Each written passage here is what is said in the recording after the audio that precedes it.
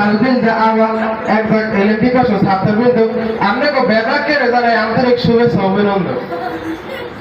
পরে এখানে খারাপ আছে মগদেশে সুনাম করার ফিরে মুই যদি এখন এই মুহূর্তে মগদেশে সুনাম করা শুরু এর মনে হয় সেকেন্ড মিনিট ঘন্টা দিন সপ্তাহ মাস এমনকি বছরও চলে যেতে হবে মগদেশে সুনাম করা শেষ হবে বরিশাল নাই এখানে কথা কয় না দেখতেই হয়ে গেছে সবার সুনাম করা শেষ হবে মগদেশের বরিশালের সুনামের অভাব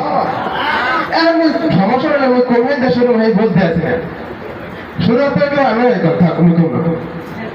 আমার দাঁত তো ভেঙে যাবে সেটা কাম নাই এসে তো হলো মুই শুরু করি দাঁত তো ভেঙে গেলে সামনে কোরবানি দিয়ে গোস্ত খাইতে পারবে না এসে তো হলো আমি শুরু করি মগদেশে যে এত শুরু ওই কোরবানিটা শুরু করি ঘোড়া জায়গাতে শুরু যেটা আমরা ঘোরা করে একটু বেশি পছন্দ হয় না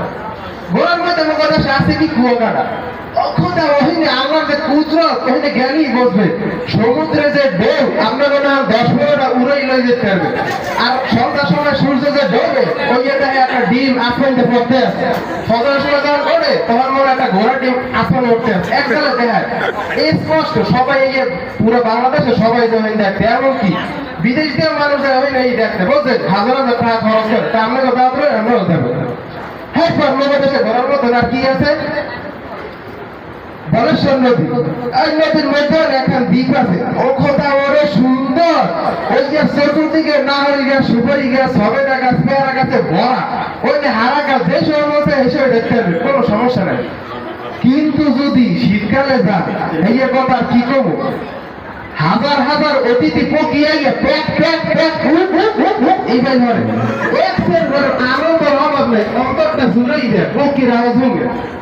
যদি পক্ষী নামাজ না হলেন তাহলে হলে যাবেন পক্ষী একের কুক হারে সব হতে পারবে হ্যাঁ তো মগদেশে ঘোরার মতন আর কি আছে মগদেশে ঘোরার মতন আর একটা আছে 7 লাখের এই আর কথা কি কমু যান কমুই কমু